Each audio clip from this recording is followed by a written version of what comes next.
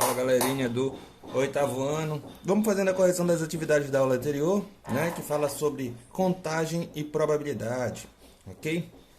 Questão número 1 da página número 7. Diz assim: certa escola oferece no contraturno aulas de sanfona, zabumba e triângulo. Há 5 alunos estudando sanfona, 3 zabumbeiros e 4 tocadores de triângulo.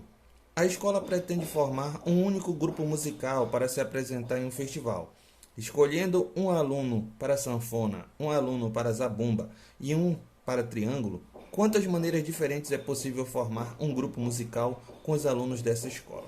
Então aqui, ó, utilizando o princípio fundamental da contagem, né? Sem precisar fazer a árvore de possibilidades. Então aqui eu tenho 5 tocadores de sanfona, 3 tocadores de zabumba e 4 tocadores de triângulo. Então basta eu multiplicar para verificar quantas maneiras diferentes eu tenho de montar esse grupo musical, ok? Então ficaria 5 vezes 3 vezes 4. 5 vezes 3 dá 15. 15 vezes 4, 60. Então eu tenho 60 maneiras diferentes de montar um grupo musical com um tocador de sanfona, um tocador de zabumba e um tocador de triângulo, ok? Questão número 2 da página número 8. Diz assim: Renata usou estes blocos com algarismos 2, 4, 6, 7 e 8 para formar números de 5 algarismos distintos, ou seja, diferentes, né? Então aqui, ó, considerando esses 5 blocos, responda ao que se pede em cada item. Letra A. Qual o maior número que Renata pode formar com esses blocos e o menor? Então, o maior número, toda vez que eu vou montar um número maior, independente dos valores que eu posso, sempre eu vou começando com o maior valor em cada posição. No caso aqui, o maior número aqui para ficar na dezena de milhar é o 8. Na unidade de milhar é o 7. Na centena, o 6. Na dezena, o 4. E na unidade, o 2. Sempre vou colocando o maior número em cada posição, começando da esquerda para a minha direita. Quando eu quero formar o menor número, já é o inverso, né? Eu vou colocar sempre o menor número da esquerda para a minha direita. No caso, 2, 4, 6, 7, 8. O maior número ficaria 87.642 e o menor número 24.678. Beleza? Quantos números de 5 algarismos podem ser formados com esses blocos? Quantos números, né? Então aqui, ó, cada tracinho desse aqui indica uma casa decimal, né? Uma casa, a dezena de milhar, unidade de milhar, centena de milhar, dezena de milhar, a unidade de milhar, dezena e unidade, ok? Então aqui, ó, quantos números eu posso colocar aqui, independente de valores, né? Então eu tenho 5 valores que eu posso escolher, por isso que aqui não é o número 5, e sim a quantidade de possibilidades que eu posso colocar só aqui na minha dezena de milhar, ok? Dezena de milhar. Dezena de milhar. Aqui na unidade de milhar eu tenho 4 possibilidades, já que eu já utilizei um número aqui, né? Então aqui eu tenho 4 números que eu posso escolher, ok? Aqui na centena eu tenho 3, e aqui na dezena eu tenho 2, e aqui na unidade só vou ter um número restante. Depois basta só eu multiplicar utilizando o princípio fundamental da contagem, né? 5 vezes 4 vezes 3 vezes 2 vezes 1. 5 vezes 4 dá 20. 20 vezes 3 dá 60. 60 vezes 2, 120 vezes 1, 120. Então eu tenho 120 números diferentes que eu posso formar com 5 algarismos, utilizando esses cubos, ok? Letra C. Vou subir aqui para a gente fazer a letra C. Ok? Letra C. Ele diz assim: e quantos números ímpares de 5 algarismos podem ser formados? Então, para ser um número ímpar, O único valor que eu posso utilizar aqui na casa das unidades é o número 7. Então, eu tenho aqui, ó, número 7, uma possibilidade, tá? O número que está ficando aqui em cima do tracinho indica a quantidade de possibilidades, ou seja, quantos valores eu posso utilizar nessa casa das unidades, ok? Beleza, se eu já utilizei aqui o número 7 e ele só é o único número ímpar que eu posso utilizar, então aqui, ó, 1. Começando daqui agora, da esquerda para a minha direita, me sobram 4 números, né? Depois 3, depois 2, depois 1. Só multiplicar 4 vezes 3 vezes 2 vezes 1, 24 possibilidades. Ou seja, com esses 5 algarismos, com esses 5 números, eu tenho 24 possibilidades de formar números ímpares, tá? Formar números ímpares. Quando a gente fala em números pares, que é o que ele quer agora na letra D, ele diz assim: quantos números pares de 5 algarismos podem ser formados com esses blocos? Então aqui, ó, número par, eu tenho número par que podem ser formados terminando com o número 2, terminando com o número 4, terminando com o número 6 e terminando com o número 8, que são todos os outros algarismos que eu posso utilizar, né? Então, terminando com o número 2, aqui, ó, eu tenho uma possibilidade: 4 na casa das dezenas de milhar, 3 possibilidades na casa das unidades de milhar, 2 na casa das centenas de milhar, e 1 na casa das centenas, e 1 na casa das dezenas, e 1 na casa das unidades. Só multiplicar depois, 4 vezes 3 vezes 2 vezes 1, 24 possibilidades. Então, eu tenho 24 números que terminam com o número 2, que seria um número par. A mesma coisa vai acontecer aqui quando terminar em 4, né? Número 4 aqui na terminação, uma possibilidade. Aí vem 4 vezes 3 vezes 2 vezes 1 vezes 1, que também vai dar 24. A mesma coisa acontece quando terminado em 6, né? Número 6 aqui no final, para indicar que é um número par, uma possibilidade. Aqui eu tenho 4, 3, 2, 1.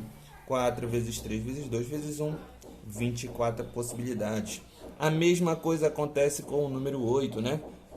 4 vezes 3 vezes 2 vezes 1 vezes 1, também 24. Depois eu preciso somar esses 24 aqui, né? 4 vezes 24 no caso. 86, 96 números pares, né? 24 terminando em 2, 24 terminando em 4, 24 terminando em 6 e 24 terminando em 8. 4 vezes 24, 96 números pares podem ser formados com esses 5 números, com esses 5 algarismos. Questão número 5 da página 9, diz assim: na representação ao lado, a estrada A, B e C ligam as cidades X e Y, e as estradas D, E, F e G ligam as cidades Y e Z. Liste todas as maneiras de ir da cidade X até a cidade Z, passando obrigatoriamente pela cidade Y. Use as letras que aparecem na representação ao lado. Então aqui, ó, eu preciso ir daqui para cá, passando por aqui, né? Então, a minha primeira possibilidade é ir daqui, ó, pegando A e depois pegando D, né? Então, vou fazer todos saindo do X, pegando a linha A e chegando lá no Z. Então, eu tenho passo A, D, A, E, A, F e o A, G. Fazendo aqui a minha árvore de possibilidades, né? Agora, eu vou começar a sair do X passando por B, né? Então, aqui eu tenho B, D, B, E, B, F e o B, G. E por último, sair do X passando por C. Então, aqui, ó, passa no C, aí vai CD, CE, CF e CG, totalizando 12 possibilidades diferentes, né? Saindo de X, chegando em Z, passando por Y, ok? Agora ele diz assim: aplique o princípio multiplicativo, né? O princípio fundamental da contagem, para determinar o número de maneiras de ir de uma cidade, da cidade X até Z, encontrado no item anterior. Quantas possibilidades eu tenho aqui, ó, de ir de x até y? 3. Quantas possibilidades eu tenho de y até z? 4. Então, 4 vezes 3, 12 possibilidades no total. Basta eu multiplicar 3 vezes 4, 12. Ok? Em um jogo de role-playing game, RPG, os jogadores interpretam papéis. Neles são usados diferentes tipos de dados, que podem aumentar ou diminuir as chances de sucesso de um personagem em alguma situação. Há dados com 4, 6, 8, 10, 12 e 20 faces. Todos eles têm as faces numeradas em sequência a partir do 1. Por exemplo, dado de 8 faces, numerados de 1 a 8. Considerando uma pessoa que esteja participando do jogo, ela precisa lançar um dado e tirar um número maior que 4 para ter sucesso em uma batalha no jogo. Então, qual dos dados deve ser escolhidos para que a pessoa tenha uma maior chance de tirar um número maior que 4? E qual é essa probabilidade? Então, ó, primeiro, eu preciso lançar os dados de 4 faces, 6, 8, 10, 12, 20, né? Sendo que eu preciso tirar um número maior do que 4. Utilizando o dado com 4 faces, eu não tenho nenhuma possibilidade. De tirar um número maior que 4, né? Já que o dado de 4 faces vai de 1 até 4, ok? Então, eu tenho 0 possibilidades de um total de 4. Ou seja, é impossível eu tirar um número maior do que 4 jogando o dado com 4 faces. Se eu pegar o dado com 6 faces, no caso eu vou de 1 até 6, né? Então, números maiores que 4 tem o número 5 e o número 6, 2 possibilidades, meus casos favoráveis, tá? E o total de casos, 6 possibilidades, fazendo a divisão 0,3333. Em porcentagem, basta eu multiplicar por 100, 33,3%. Dados de 8 faces, então vai de 1 a 8, né? Então, números maiores que 4 eu tenho o número 5, número 6, número 7, número 8, ou seja, 4 possibilidades, 4 de um total de 8. Fazendo a divisão 0,5 ou 50%, basta multiplicar por 100, tá?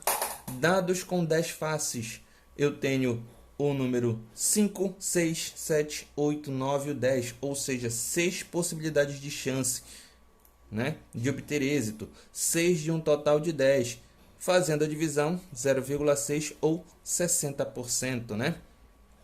Dados com 12 faces, eu tenho 8 chances ao meu favor, que vai de 5 até o 12, né? 5, 6, 7, 8, 9, 10, 11, 12. 8 chances de um total de 12. Fazendo a simplificação, é 2 terços ou 0,666 ou 66,6%. Tá? Deixa eu só ajeitar aqui. 66,6%. Aproximadamente. E o dado com 20 faces, eu tenho 16 possibilidades ao meu favor, de um total de 20, é 4 quintos, fazendo a divisão 0,8 ou 80%.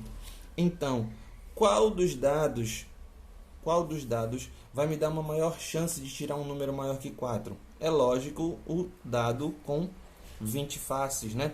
Quanto maior, se você prestar atenção, quanto maior a quantidade de faces, vai aumentando a probabilidade de eu obter êxito no que eu quero, né? E qual seria essa probabilidade de 80%? 80% de chance de eu tirar um número maior do que 4. Ok? Vamos para a letra B.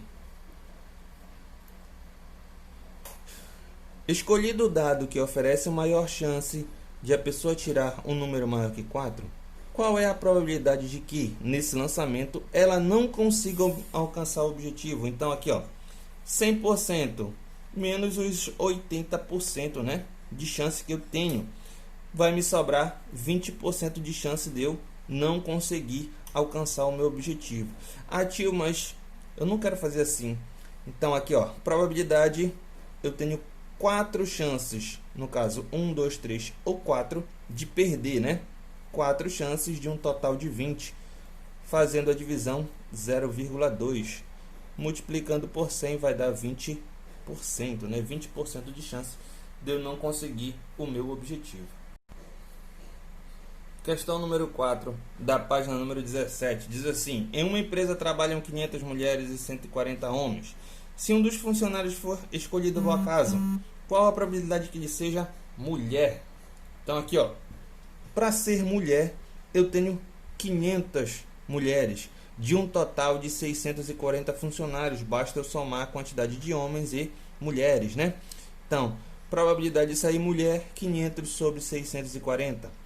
Simplificando, 25 sobre 32. Fazendo a divisão, eu tenho 0,78125. Multiplicando por 100 para ficar em percentual, 78,125%, né?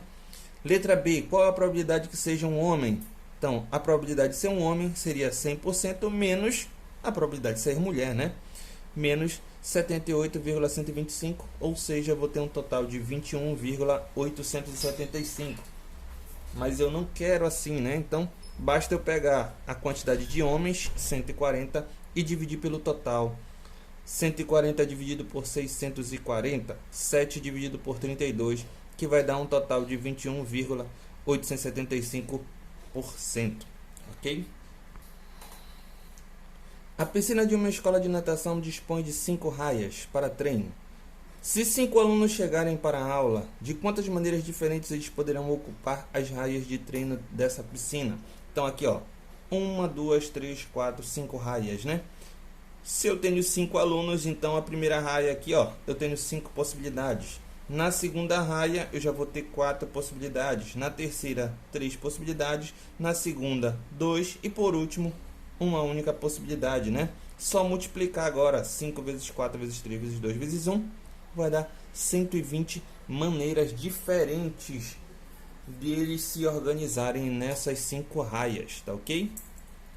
Fiquem todos com Deus e até a próxima. Qualquer dúvida é só entrar em contato.